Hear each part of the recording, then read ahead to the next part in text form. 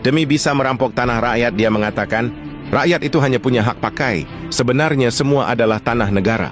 Lalu kemudian berkata lagi, dari mana jalannya tanah warisanmu? Emangnya mbahmu menciptakan tanah? Okelah, kita berikan pencerahan kepada mereka. Syarat terbentuknya sebuah negara hanya dua. Satu, tanah atau wilayah. Dua, rakyat. Lantas di mana posisi pemerintah? Pemerintah itu awalnya tidak ada. Dan sebenarnya tidak perlu juga ada. Sebab pemerintah itu hanyalah sebuah organisasi. Apakah organisasi itu sangat penting?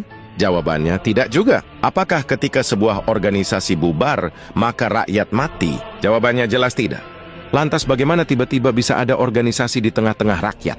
Jadi ketika rakyat itu semakin banyak, maka mereka bermusyawarah untuk mempermudah kehidupan mereka, maka mereka membutuhkan para pembantu. Maka mereka sepakat membentuk sebuah organisasi dan mereka menggajinya. Itulah asal mula pemerintah.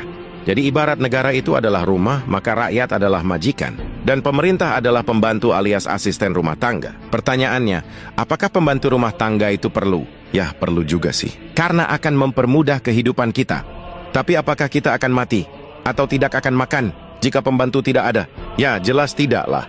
Kan kita bisa masak sendiri atau beli dari rumah makan. Jadi seperti itulah peranan pemerintah di tengah-tengah rakyat. Nah, masalahnya para pelayan di negara kita ini dari awalnya sudah sangat culas.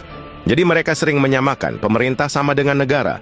Disinilah awal mula kesesatannya.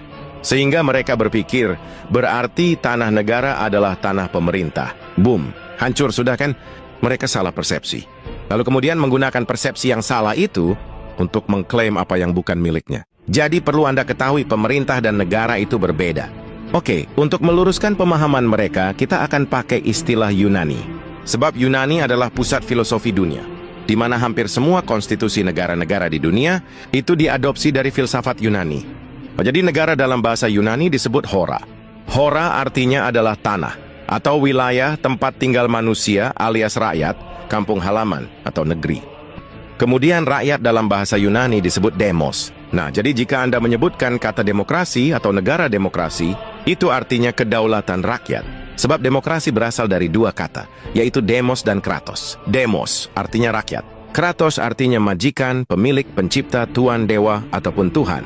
Ini sejalan dengan filosofi Latin, yaitu Vox Populi, Vox Dei.